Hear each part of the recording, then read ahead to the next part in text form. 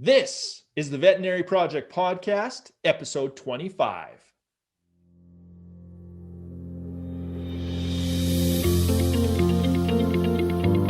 Welcome to the show created by vets featuring absolutely no pets. This is the Veterinary Project Podcast, hosted by Dr. Michael Bugg and Dr. Jonathan Light.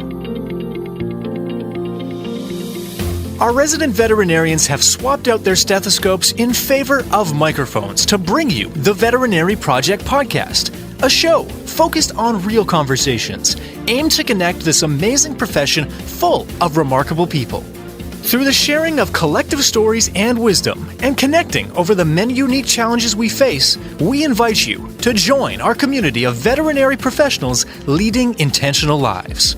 And now, here are the hosts of the Veterinary Project Podcast, Dr. Michael Bugg and Dr. Jonathan Light. All right, welcome back, everyone. Another episode of the Veterinary Project Podcast with yours truly, Dr. Michael Bugg, and my lovely co-host, Jonathan Light.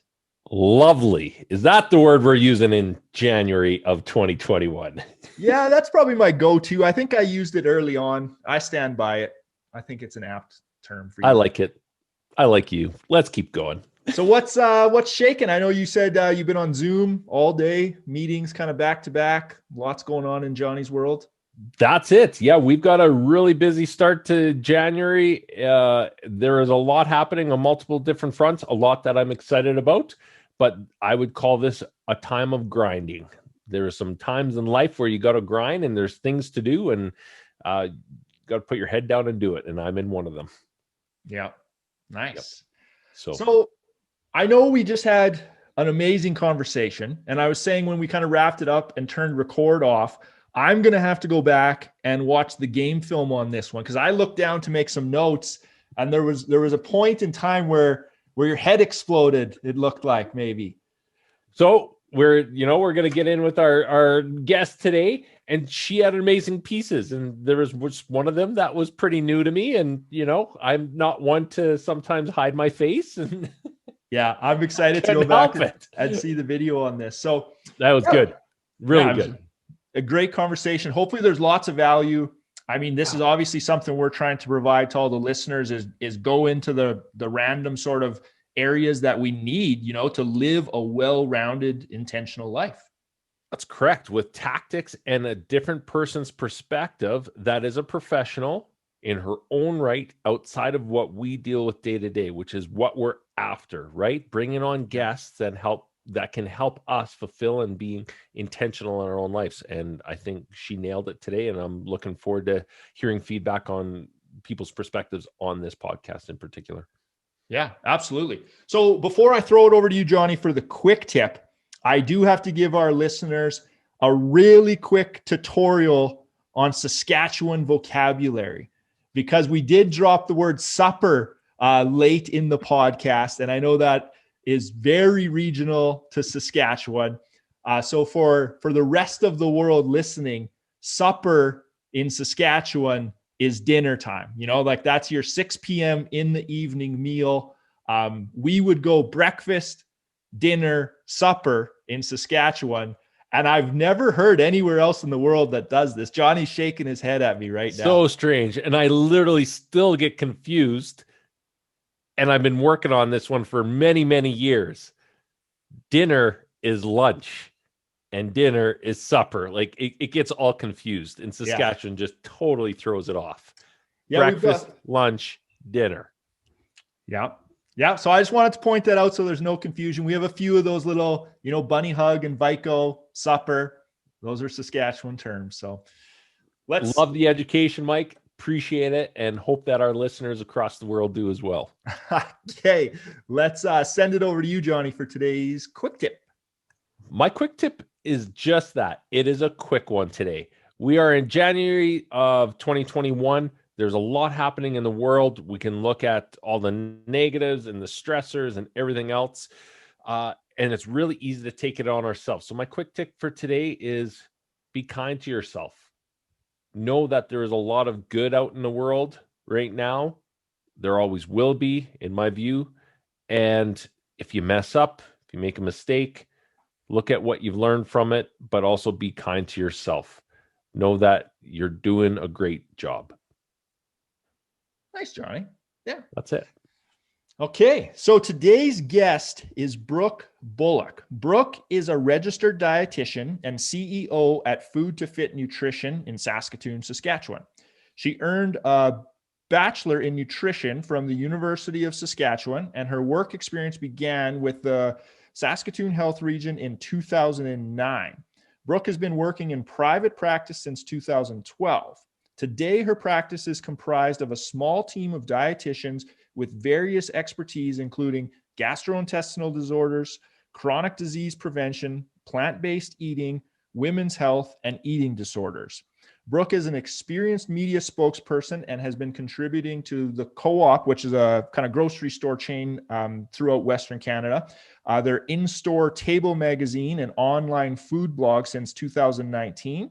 Since 2011, Brooke has been featured in a variety of Canadian press, including CBC Radio, the Globe and Mail, Huffington Post, Canadian Living, Chatelaine, Cottage Life Magazine, Inside Fitness, and has a monthly segment on Saskatoon's Global News Morning. As a working mom and business owner, Brooke values simplicity and sustainability in nutrition planning, along with a curious and flexible non-diet approach to food and eating. And this is a fun episode. I mean, we kind of weave all over. There are some absolute golden nuggets in there. So without any further ado, I give you Brooke Bulloch. Thank you so much for having me. I'm glad to be here. Yeah, we're excited to have you. Kind of one of the missions that Jonathan and I have with this podcast is bringing on fantastic experts in different fields, anything to improve the lives of veterinarians. So we figured we need someone on here to talk about all things nutrition. So you come highly recommended. So I'm excited to dive in. Cool. Yeah, I'm looking forward to it. Yeah, lot of pressure now. So yeah, let's maybe start just for our guests. Tell us a little bit about yourself. Who is Brooke? What does a registered dietitian do? And then we can dive in. Yeah, so I am a registered dietitian of, 11 years now, owner of Food to Fit Nutrition, Inc. And I have a small team of dietitians there here in Saskatoon. Dietitians do a number of different things. And I had originally started out working in hospital and then I swapped over to primary care. I was running cooking groups with inner city and vulnerable people. And then I moved over to public health. Didn't really love that. I think I'm more of a hands-on face-to-face kind of person. Didn't love the policy building and all the paperwork. But then I went over to long-term care. I was a dietitian at Sherbrooke Community Center for a while as well. And then within that time, I started a private practice. So it'll be 9 years in March in private practice. And I guess registered dietitians generally are, here to help empower people to embrace food and understand it and how it affects their body and to enjoy it. I think sometimes this is a piece that's sort of lacking in some of the messaging out there, but we are regulated health professionals with Bachelor of Science in Nutrition and a integrated internship, which is usually anywhere from 9 to 12 months. So it is a 5-year program, but still just an undergrad program at this point. Wow. I didn't know that. And that's funny. Quick tangent on Sherbrooke. I used to see their cats when I was practicing as a veterinarian. Now I know they have little houses all over the city, but I remember when the Sherbrooke cats would come in. Yeah. So diving into this, I wanted to think, our audience is fairly educated, and sometimes my instinct would be like, okay, let's just fly through the stuff that everyone knows, because everyone knows you need to eat healthy.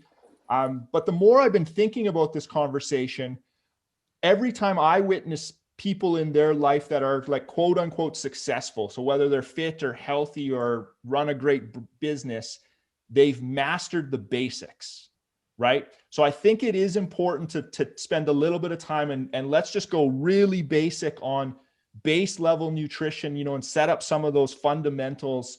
And then we can go on different tangents and dive deep. Yeah, and I mean, it's hard to know exactly where to start, but I mean, I think one of the things that I talk about, especially a lot with athletes and just people in general, is really the basics is to eat enough. I know that we get so wrapped up in like, is this nutritious? Is this nutritious? Is this healthy? Is this?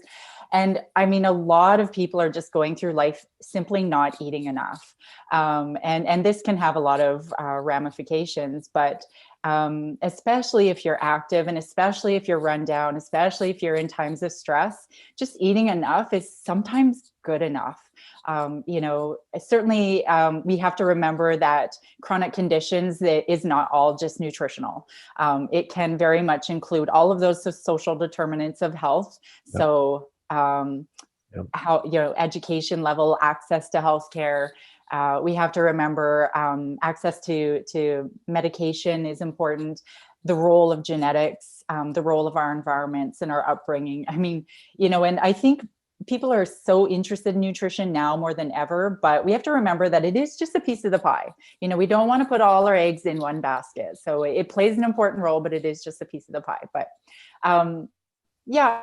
I wonder, like in terms of nutrition basics, like is there a specific question that you have around that? I have to say, I'm shocked with the opening part about not eating enough. Like if you would have told me what's a common nutrition problem, I would say overeating. But I mean, this is fascinating.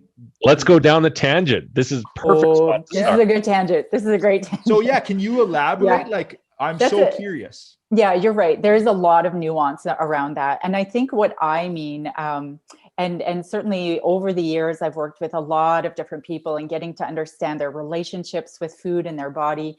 But what I mean by not eating enough, and you're right, that in some aspects we are, we do have access to just snack food all day long. And we have sort of moved into rather than like having 2 or 3 big meals a day, we're now like grazing all day long, which can have, can bother people, certainly with certain health issues. But I think by not eating enough, because right now we're just in such a state of fixation around health equals the size of your body. So many people are trying to restrict in order to shrink their body in order to be healthy. And there's, I think we could spend a whole session talking about this, but I think there's a lot to be said around deprivation and then following with eating a lot. Food deprivation followed it with eating a lot. And so some of that food deprivation, well, in this context, a lot of it is related to dieting and trying to shrink your body, because that's what our world is obsessed with right now. Has that changed, Brooke? I'm going to jump in here. Has that changed at all since we were young kids? That's a great point. I put that out there as a non-nutritionist, as a guy that follows Instagram, who has some nutrition specific people on here. And I go, really, since the 1980s, has there been any change in people's perception of holding back in order to look better? No, and actually people have been dieting since, I mean, really, we could go as far back as the 1800s with some evidence of that dieting mentality, but also this idea that a thinner body is more elite and healthier. And, certainly there are some, gray aspects there, but I think what we're starting to learn from data is that sustained weight loss is tricky and not always in 2/3 of the population. When you look at studies after 2 and 5 years, people put their weight back on. Yeah. And so what we're actually finding is this idea of weight cycling, falling in and out of diets, food deprivation, so dieting, followed by binge-like behavior, where we're eating a lot to make up for lost calories and lost time and poor food relationship. What we're finding is that cycle is actually harder on our body and actually creates increased risk for chronic conditions like diabetes and heart disease, as opposed to just maintaining a higher body weight.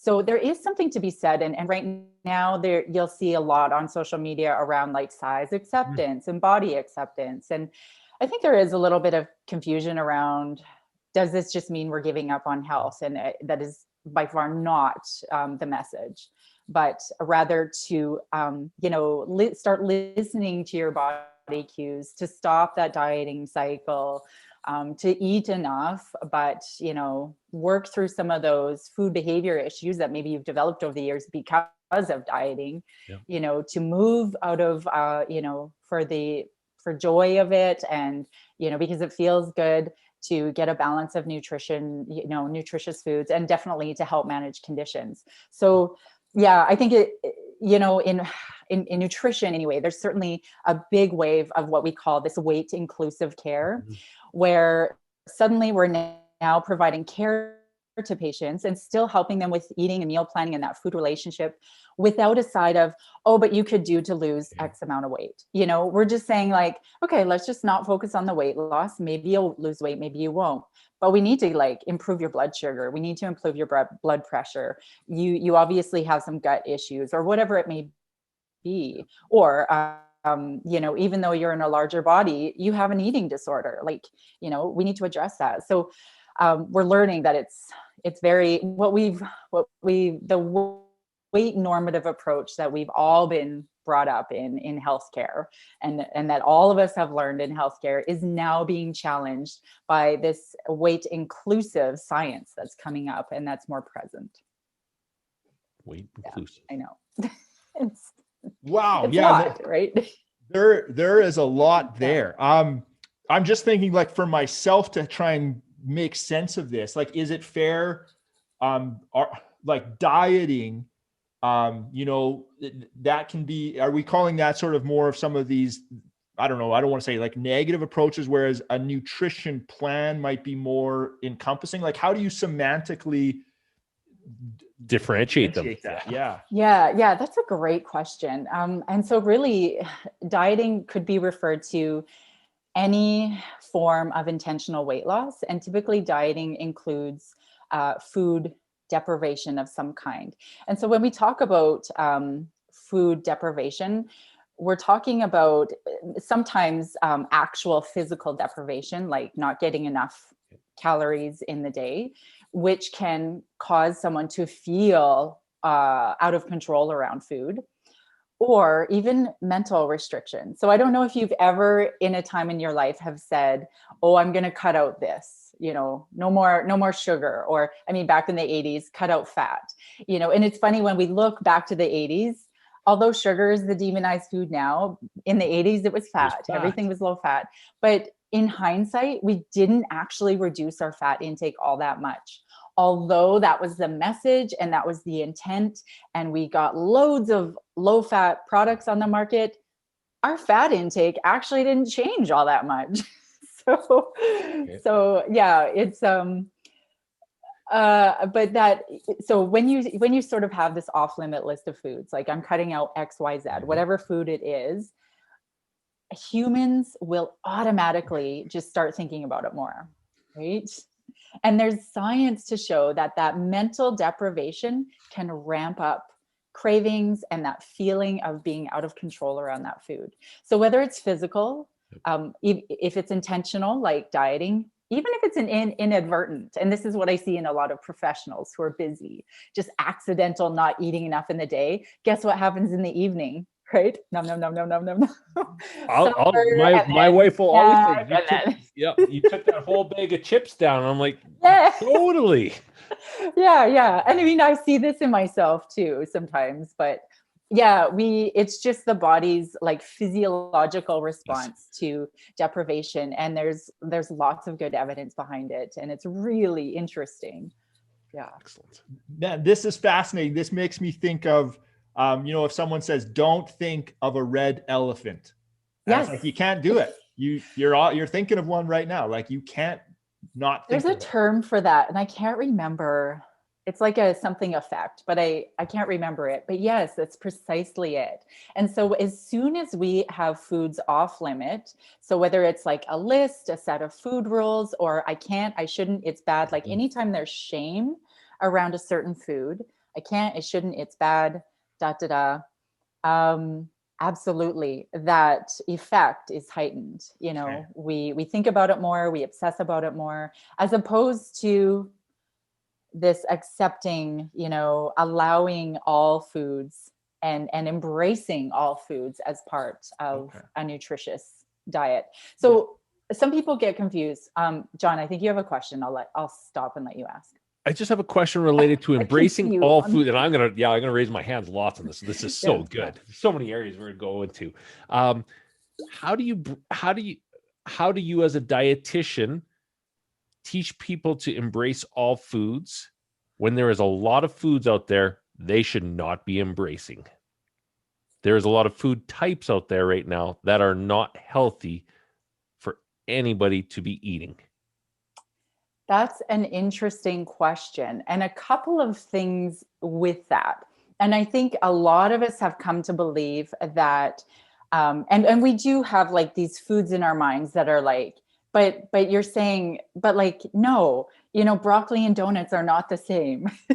So yeah, let's kind of break this down. I think when we talk about embracing all foods, a lot of people hear, oh, so just eat anything, whatever you want, in whatever amounts, any time. I mean, to an extent, but no, we're not placing nutritional value. Like, we know that these foods are not nutritionally equal, right? And we do know that like fruits, vegetables, whole grains, like tons of evidence to show the nutritional value of these and the disease fighting value of these foods, lean meats, beans and pulses.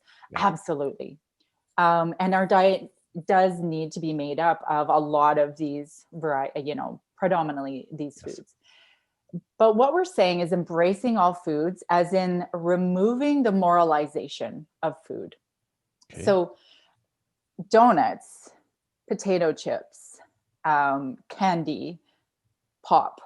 In our society, what's the first word that comes to your mind when you hear these? Sugar. Yeah, for me it was sugar also. Okay, that's interesting. And I'm glad it was sugar, because those are often sugar containing foods, or carb containing foods, but a lot of people associate these foods with bad. Yeah, like junk food would be the other one that comes to mind. Junk.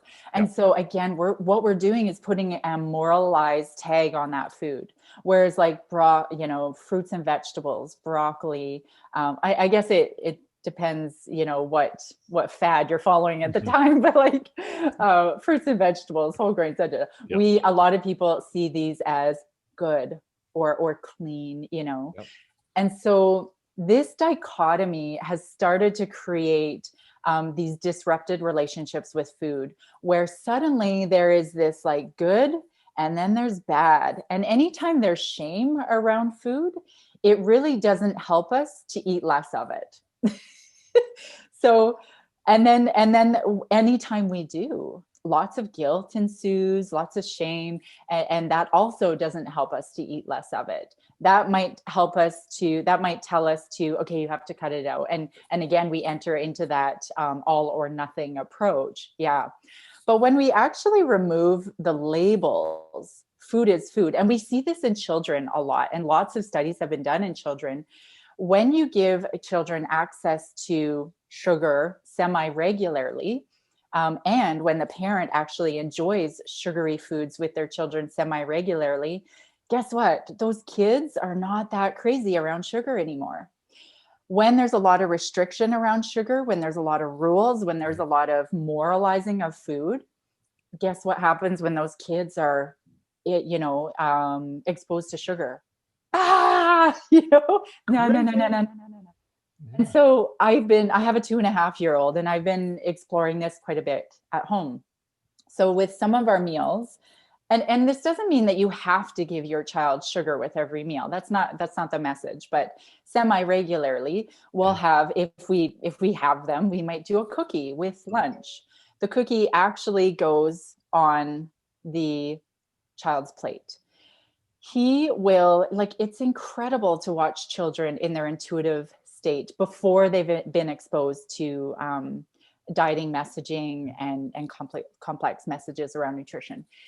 He will sometimes start with a meal. He'll eat the cookie, maybe leave a bite of the cookie, go back to his like tomatoes or whatever else is on the meal. And he may not even finish the cookie at the end.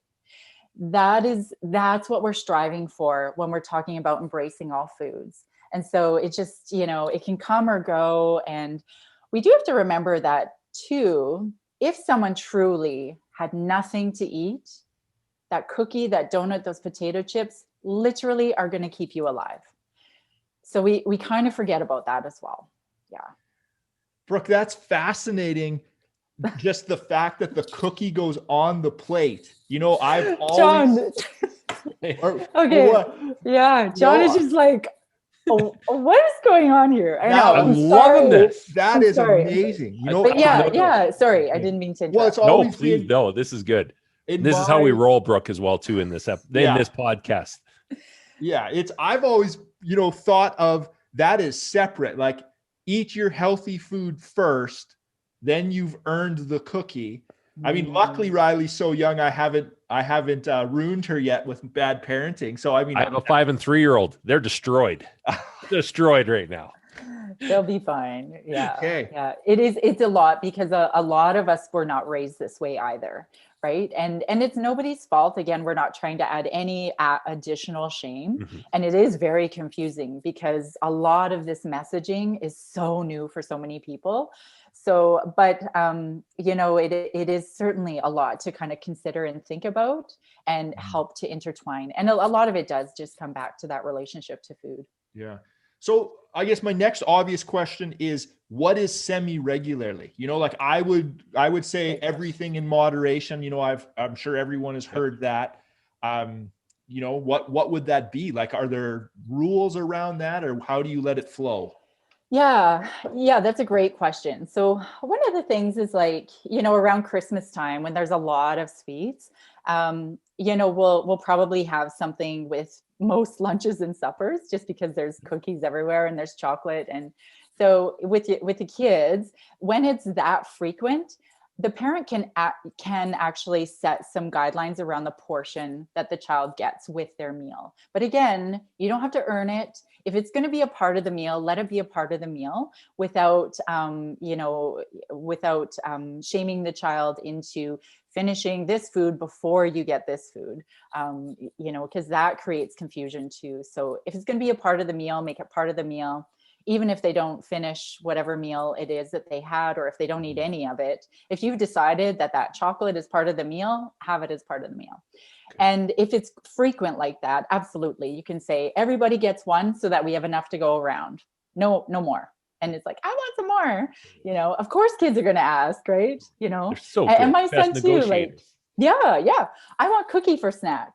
So what you respond to that, is just simply, oh, well, you know what, we'll have cookies another time, but either we don't have cookies right now, or no, that's not what I've planned for snack. We're going to do this instead. You can have cookies another time. You will have them again. And I think that's like the urgency in kids is they think they're never going to get it again. Okay. So semi-regularly then, so let's kind of move outside of the holidays, would be like a couple times a week, and maybe if it's like if it's once a week or really, even if it's once a month and there's like an unusual situation, a party, a birthday party. I usually suggest to just let the children eat as much or as little of whatever fun food. And so instead of junk food, I like to call it party food or fun food, whatever, as much or as little of the fun food as they want. So if it's really infrequent like that, let them have free reign, even if it's to the point of them getting sick, because it's a learning opportunity. And guess what? Without the shame, if you help them say, oh, you got sick. Do you think you ate too many bonbons? Like, did you have too many, chewy candies or too much cake? It's an opportunity for them to tune into their body and say, yeah, I think it gave me a bellyache. And that will certainly help them not do it again the next time, or just to remember it, especially when there's no shame wrapped up in it. Yeah.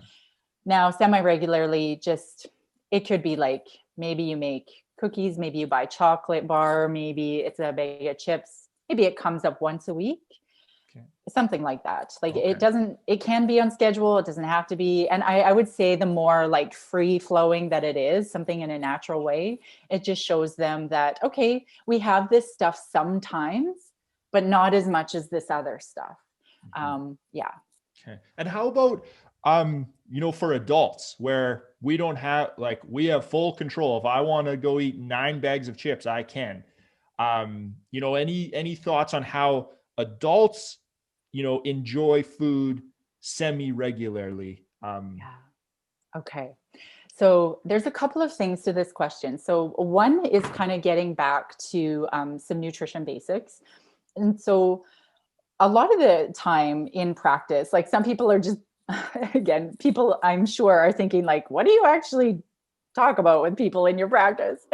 And we do definitely still help them with the what, like, how do you put all this together? But one of the first places we might start is with their pattern of eating. And so you can imagine that if your pattern of eating is really chaotic, if you're not getting enough in the day, some of those fun foods do seem a lot more desirable, especially like if you get to a point. So we often talk about hunger, fullness as one sort of important aspect of listening to your body. Being careful not to turn this into another diet, but on a scale of 0 to 10, if 0 is empty, like, famished, hangry, if you will, I get really grumpy. But this is usually past the point of hunger. We've ignored a hunger cue, and this is where your body is in a state of distress. If you reach 0 or even 1, and then you come across a bag of chips or like a piece of fruit, of course, you're going to choose the bag of chips because your body physiologically, it needs something fast. It needs to raise the blood sugars quick. And of course, cravings for carb, sugar, fat, salt are going to go up, right? But if you catch the hunger a little bit more before that, you might be a little bit more satisfied and willing to just have something that's a little more slow digesting. And in that case, you're not eating just for the sake of body physiology and to keep things alive. There's less urgency, but you're actually eating out of satisfaction and pleasure. And that's a big difference. So can I jump I'll digress a lot, and now I've forgotten the question. Can I jump into that specific to veterinary medicine then? As that relates and likely with many other professions you work with. We work in a pretty darn fast-paced environment, whether that's large animal or small animal medicine. And oftentimes we are eating on the go. Not healthy, but that is our reality in 2021 right now. Yeah. A lot of my clients. Yeah. And figured that would be the case. What are some recommendations that you make for us as professionals in the busy day to maintain at a 3 or 4 as opposed to a 0 and 1, as you've described? Yeah. In those times, so there's a couple of things. Some people, ideally we want people to tune into their intuitive selves and to know like, when you sit at a desk all day like me, it's pretty easy for me to identify when I'm starting to get hungry. Especially I've worked a lot on recognizing my hunger cues. It's not always a belly hunger. Sometimes it's kind of shaky, clammy. In the case of the type of workplace like that, nurses, pharmacists, veterinarians, and you don't have really a lot of control around that, I think the biggest thing would be to functionally eat. And so this is where we actually do move a little bit away from intuitive eating. And wherever you get the window, it's like, I need to get a few calories or, some food in now, because my window of opportunity is so narrow. So ideally what we try to do is plan out a pattern of eating that's going to be eating every 3 to 4 hours, if possible. Okay. We don't need to eat more than every 2.5 hours. Like that's too frequent. Yep. But we find that people do best every 3 to 4 and still reach that state of hunger, but not the state of crisis. Mm-hmm. Yeah. So, and then with that, are you then more in your functional eating pattern choosing more the types of foods that you're eating so that you're hitting your fats, carbs, etc. Yeah, it might be a balance. Like it might be, especially it depends where a person is with their restriction and what they're restricting, because we actually find if we can, like, say, for example, the person has written off cookies and that's their like challenging food. Like, I can't have, I have no control around cookies. What we actually do is we would get them to pack a cookie or maybe 2 cookies as part of their lunch every day to help normalize that food. The more normal a food is and the more access you have to it, guess what? The less interesting it becomes. So yeah, it could be like we're looking at balance, but it would depend on an individual. So if we're looking at examples, it would probably be some sort of, if you were in a space where you could have nuts, like some sort of nut bar or nuts and dried fruit, preferably in a bar that's really quick and easy to eat without a utensil, especially now during COVID with masks. It might be a really simple fruit, something that doesn't require a big mess. So again, something that you can eat peel on. I mean, a banana is simple. So looking for that balance of, well, at least 2 different things, protein and fiber ultimately. And then trying to get those antioxidants through the day. But we can talk a little bit more about like, what does meal balance actually look like? Yeah. But it would be like, and if you are try to figure out a time, those times when you can have something quick, maybe it's a block of cheese. You know, obviously sometimes it needs to be something quick, maybe a few crackers with that. Maybe it's olives for some fat, but ideally what we're looking for is some sort of carbohydrate, because your brain, you're working all day, like plus you're moving. I mean, your body and your brain need that energy. We need the blood sugars to come up. You're going to be able to better handle stress with some carbohydrates throughout the day. So it could be fruit, it could be starchy carbs, it could be crackers, it could be breads, whatever, cereals. And a bit of protein or fiber to help satisfy you so that you're not just crushing carbs every time, but then not really feeling full. So the protein really helps to add that satisfaction piece. Do you guys have like some snacks in your mind that you're like, oh yeah, I could do this or this? Like, what do you guys think? My go-to in practice was bananas and almonds, like, you know, something that you can just grab and shovel in your face while you're running between appointments. Perfect. Carbohydrate, fiber, protein, fat, all in one. Like nuts are great. Yeah. Mixed unsalted nuts, had those this morning. Eggs, so solid eggs. Again, there's such a dynamic around the discussion on eggs and egg whites and everything that's in there. Bananas, big one. And then how much, right? So, you know, in the reading and the details is how much do you actually need to intake of each of these sources, whether it is fats, carbs, or proteins. And most of my reading is going, I'm not getting enough protein in right now, which is hard to hit when you're in a busy schedule and you're going, holy heck, like what they're telling me I'm supposed to eat and compared to what I'm actually taking in is 2 different things. Right. Yeah. Let's kind of stick with protein for a minute. You know, it's interesting because I think for the general individual, people think they're not getting enough protein in their diet, but when they're eating enough during the day and when they're getting a variety of things, including carbohydrates, we forget that carbs add to our protein intake too, particularly whole grains. But people think that they're not eating enough protein.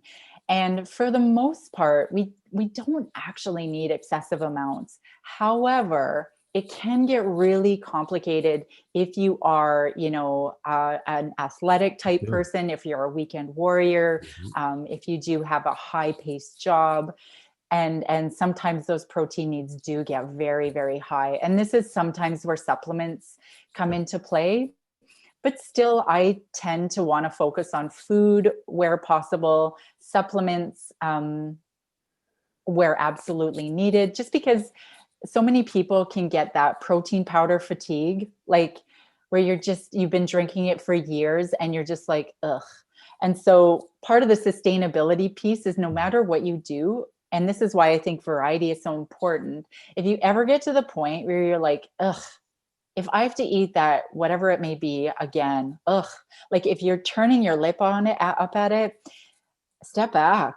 Like, do not go there.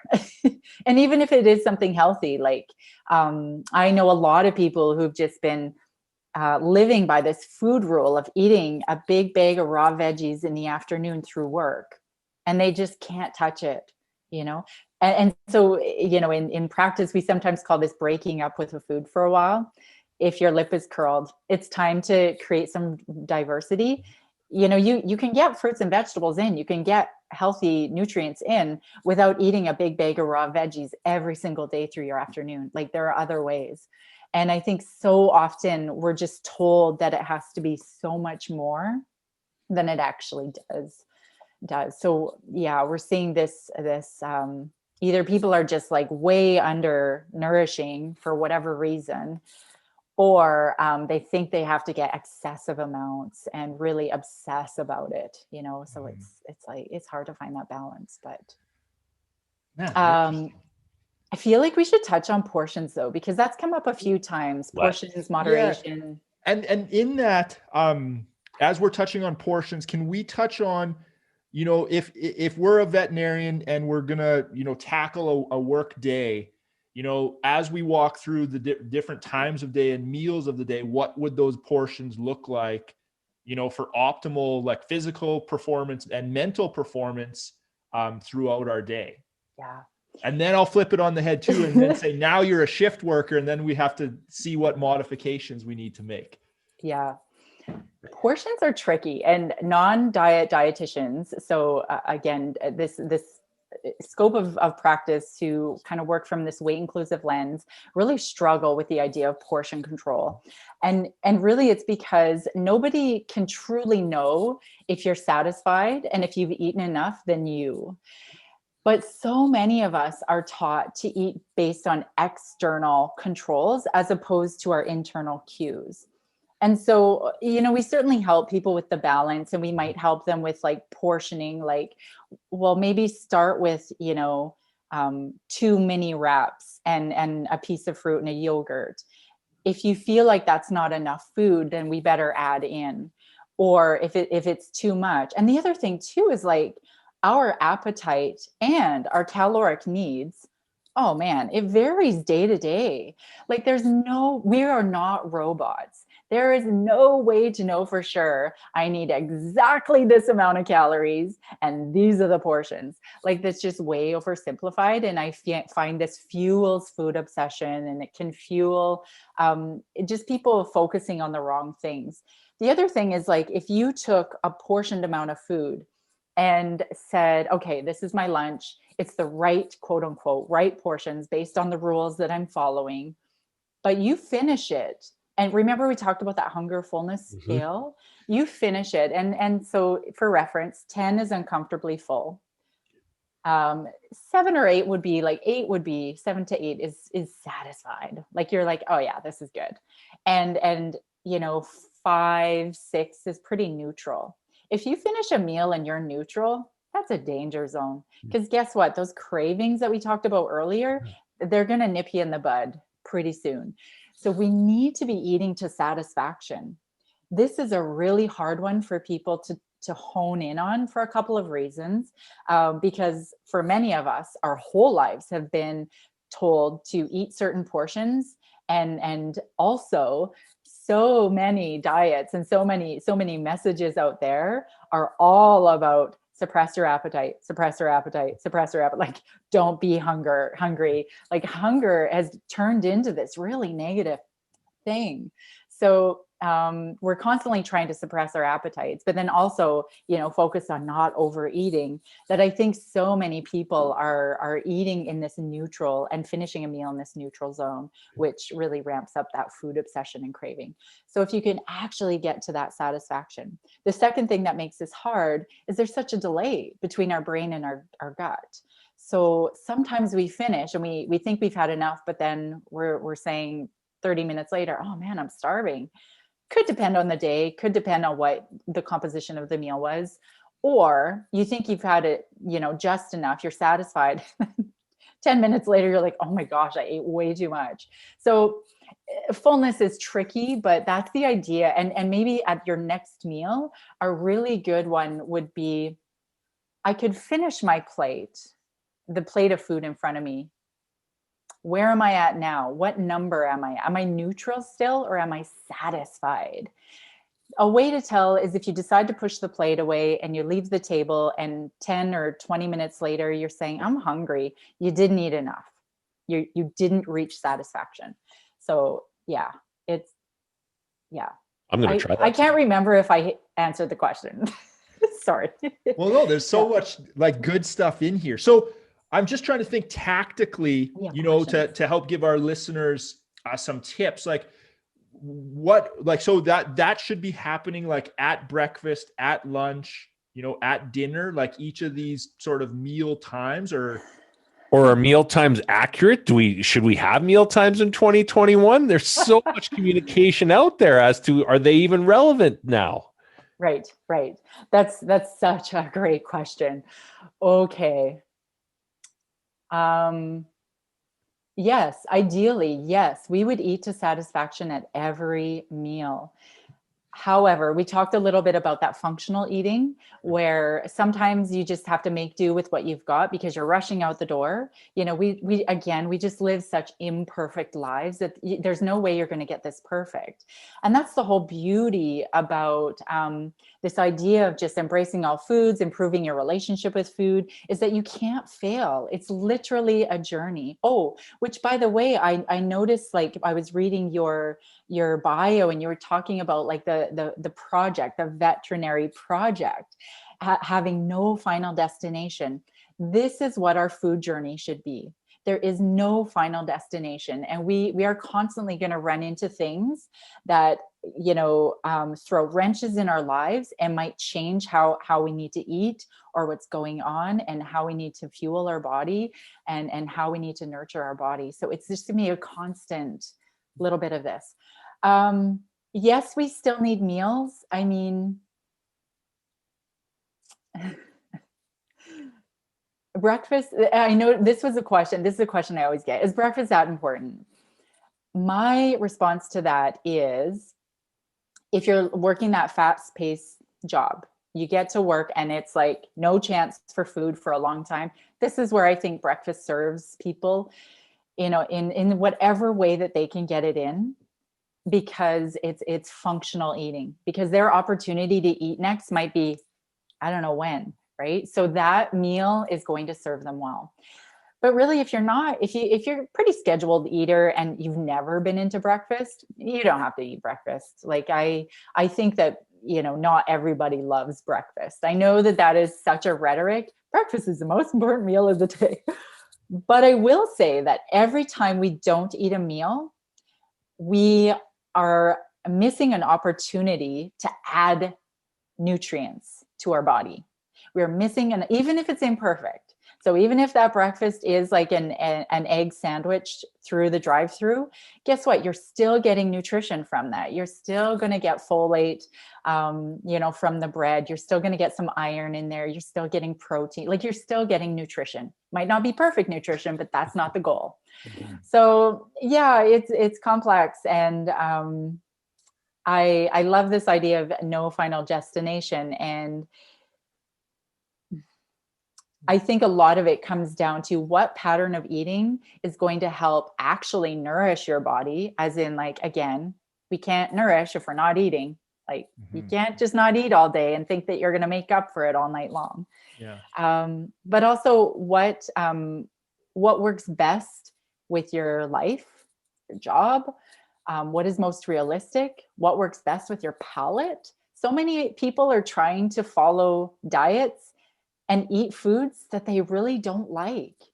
Mm-hmm. Why are you doing that? Food is meant to be enjoyed. Mm-hmm. Eat the foods you do enjoy. It's. So I have to ask you, Brooke, anything. I have to ask you specifically about intermittent fasting then, because I mean, that's something I've somewhat researched and I'm interested in. And sometimes as a veterinarian, it's like accidental intermittent fasting, but we still move through the day in a fasted state. Yes. So like, are there benefits too intentionally fasting? What can you tell us about that?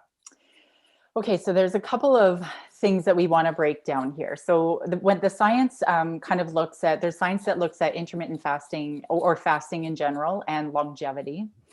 And there's science that looks at intermittent fasting for, metabolic health and weight loss. So when it comes to longevity, I mean, most of the studies are in animals, and there's really no conclusions that can be made whether or not fasting actually improves the length of our life and greatly improves our health. And in a lot of the studies, there are these footnotes that say, there is, you have to be cautious because some of this could inadvertently lead to undernourishing, developing eating disorders, like possibly making a chronic condition worse. So, I mean, there's always risk to playing around with types of diets.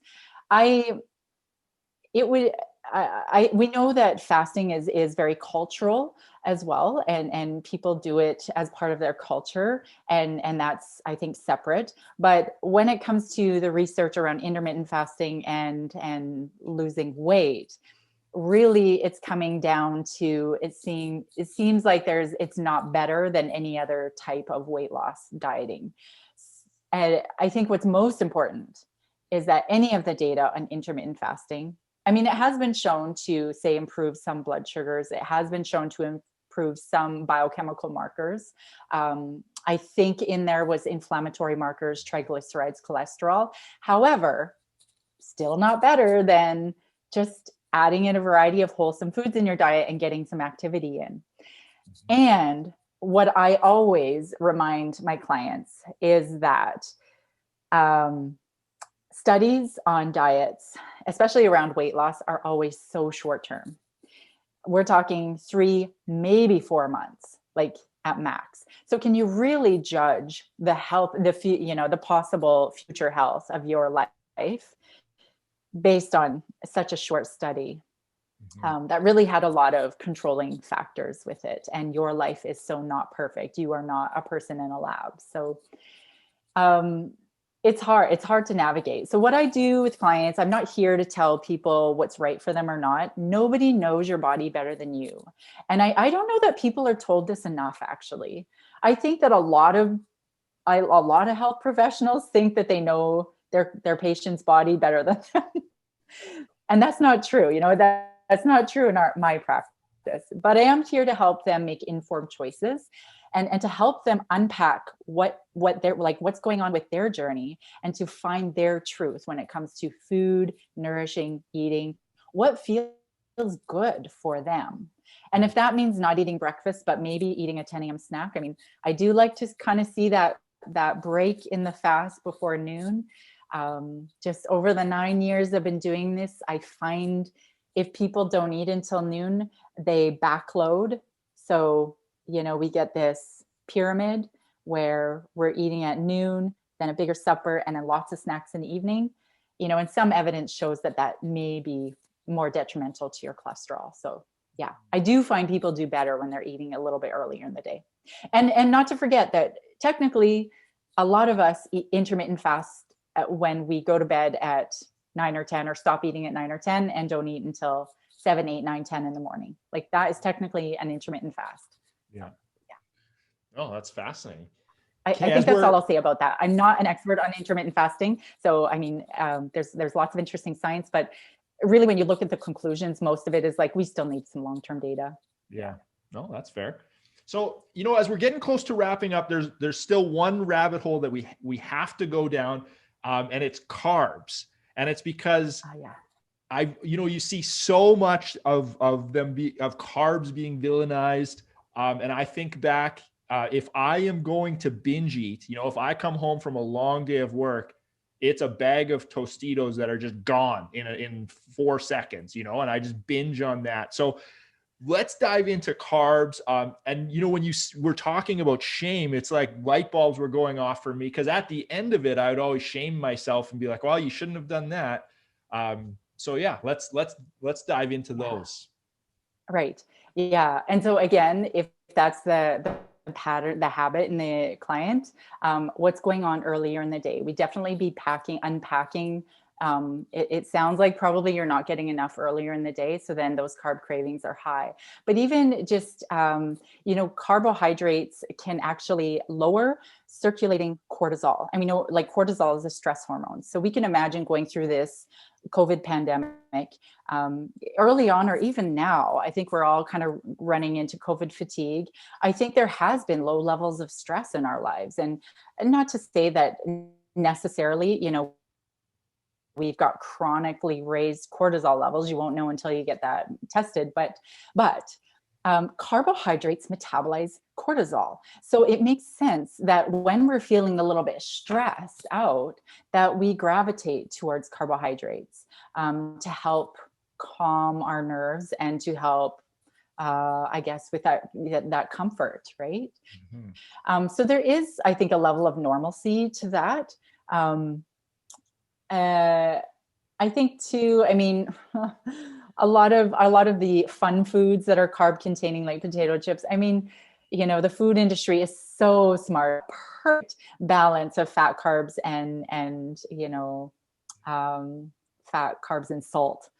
But again, if you're in a state where you're super stressed, but you're still looking after your pattern of eating, you're still eating fairly regularly throughout the day, those urges to just take down a big bag of chips might not be so, like the response towards it might not be so strong. Maybe you'll be fine with just a handful, and you'll be, as well as if you're looking at after your appetite, you'll be a little bit better prepared to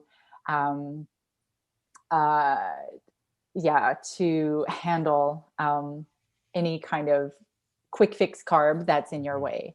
But I'm careful not to use the words like control and willpower, because really it's not about control or willpower at all. It's really about pattern, appetite. Are you nourishing? Are you eating enough? What's happening earlier in the day? All of that. Yeah. So can I jump on that for a second in terms of pattern and willpower? In our vet clinics, the way that many of our owners appreciate us is by bringing chocolates, Tim Hortons, anything else from that standpoint. And it is really hard to control, to provide willpower. And we spoke with another podcast guest recently where they're bringing healthy food into the clinic. So in this setup, they're actually bringing food in so that people have a healthy choice. Tell me with how you work with your clients in this manner, where they may be similarly enticed by clients that are giving a positive feedback via donuts. Absolutely. And so the first thing would be to, make sure that there's option. Like you said, are you bringing food in? And when you don't have a choice, you give yourself no choice. So, I mean, it's tasty and they're treats, but like also, what else is there to eat?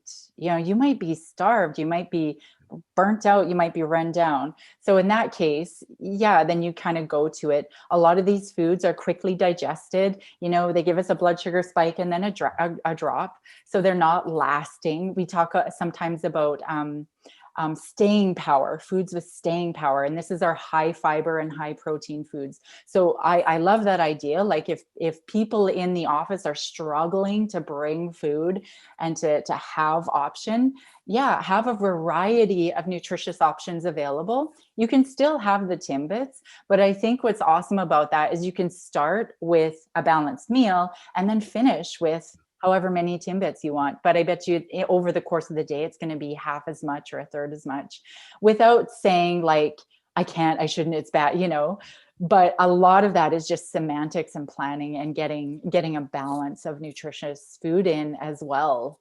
Yeah.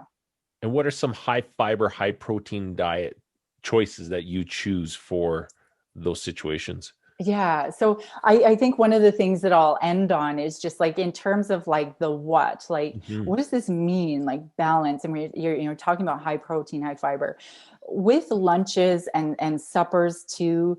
I tend to focus on getting at least a protein rich food, a fruit and or vegetable, and then the grain or starch, at least at one of those meals. That one I would say is more flexible. Everybody's a little bit different, and it depends on the meals. But and so what this means, protein rich foods are going to be things like your obvious, your meats. It could be something simple like canned tuna. It could be leftover fish or shrimp. These could also be your beans. Canned beans are a really easy protein source. Maybe it's like dried roasted chickpeas, something like that, as well as tofu for any of the plant-based eaters out there, tofu or tempeh. And eggs, I suppose, as well. Cheese and yogurt will also pair as protein foods, but we eat these in smaller portions. So sometimes it's not enough protein, but they make great additions. And then your fiber-rich foods. There's a little bit of overlap here, but typically it comes from your fruit and vegetables group. And I always say, don't shame fruit. Like if you're not a vegetables person, bring the fruit, fruit and or vegetables, I always say. So for example, if you're trying to be healthy and you're bringing a big salad, great. Where's your protein? Okay, you got the vegetables, but where's your protein? And then if you find that the carb cravings are high later in the day, so add that chicken or whatever kind of protein you're going to add to your salad. Make it more satisfying. Again, protein and fiber are staying power. We need protein for staying power. But then you might actually add some crackers too, or maybe throw in some quinoa or rice, or maybe this is where you do enjoy a couple of Timbits at the office for that carb source, just so you get a little bit of carb through your day, fuel that brain, satisfy the cravings, and get a bit of carb in your day so that they're not so strong later on in the day. That kind of balance is sort of, what we're going for. And then trying to tune into those hunger cues. If you feel like at the end of the day, you're coming home and you're crushing whatever it is, and you're looking for a really quick fix to satisfy an appetite, I would say you probably need a snack about 2 hours prior to that. So, if it's like a 3 p.m. snack, maybe that's when surgeries start winding down, or, families are starting to pick up. That might be a good, maybe quieter time. Maybe you're charting. That might be a good time to throw in a snack, so that you're hungry when you get home, but you're not starving. Yeah. Does that kind of make sense? That's great tactic. Yeah. Awesome. I love that. I love what you said too, Brooke. When you don't have a choice, you give yourself no choice. That's pretty cool. Actually, now that you say it back, it sounds kind of stupid, but I like it. I mean, because it is, I think about, if you don't set yourself up for the day, that's when you find yourself kind of backed in those corners, and now you got no choice, and then you kind of spiral into the bad decisions. But it's fantastic. Yeah. I mean, we do want to give ourselves option, but that doesn't mean that, the only option also is the healthy lunch that you brought. It does also mean, again, embrace all foods. If you feel like you want, the Timbits or chocolate that your clients brought in, you could still enjoy them, as well as your nourishing lunch or meal. But give yourself some options in the day. And if you choose not to eat your healthy lunch, maybe someone brought in Chinese food for everybody, and you're like, oh, awesome. I don't want my healthy lunch anyway. That's great, but at least you still have a choice. You know what I mean? So Nice. Okay, Brooke, we're going to move into our impact round here. So a little chance to get to know you a bit better. Series of sort of random questions. So first off, are you a cat or a dog person? Dog. Yeah, I have a little Jack Chihuahua at home. Mm-hmm. Oh, yeah, nice. True or false? I knew I wanted to be a registered dietitian since I was a kid. False. But since I was a teenager, being fairly active in sports, I had met with a dietitian at one point. Maybe it was actually not until I was a young adult, but I knew I wanted to work in healthcare. And I also knew I didn't want to be a nurse. I don't like blood. I can't handle that very well. So, That's fair. How would your friends describe what you do for a living? I'm not even sure. Just talk on Instagram all the time. I don't know. I think by now my friends know that I'm not the food police. That's often a big one. And that I don't just tell people, what to eat and what not to eat. I'm not even sure. I should ask my friends that, actually. That's a great question. I should ask my dad. What is it that you think I actually do? Yeah. I like that. Not the food police. That's funny. What is your favorite hobby? Probably anything outdoors. So whether it's like cross-country skiing or downhill skiing in the winter, or just walking. I love walking. I love walking on a really pretty snowy day. I love putzing in the garden. Just being outside. I think just anything, hiking. Yeah. Love being outside. Nice. What in this world are you most grateful for? Oh man, that could get really political, but I'm going to keep it just simple. And I'm going to say my toddler. No, that's a fair answer. Okay, Brooke, thank you so much for joining us. That was amazing. Some awesome takeaways there. I know you and I are connecting just like personally one-on-one in February. So I'm excited to dive in even more on these. But thanks for your time today. If anyone listening wants to follow along, where can they find you? Where can they reach out? Yeah, they can find us on Instagram, food2fit_nutrition. I also personally on Instagram, Brooke Bulloch RD, and Facebook, Food to Fit Nutrition, and our website, www.food2fit.ca. But yeah, excellent. Thank you guys so much for having me. Yeah, this was fun, and there's so many wormholes we could go down. I think, this was really enjoyable, and I think there's some really nice tactics that you've shared that I think our listeners are going to be able to use right away. Mm-hmm. Yeah. Excellent. And we'll put all of those in the show notes for anyone listening if you want to track Brooke down. But Brooke, as always, the last word goes to you. What message do you want to leave for the veterinary community? Oh, you guys, I'm so not prepared for this.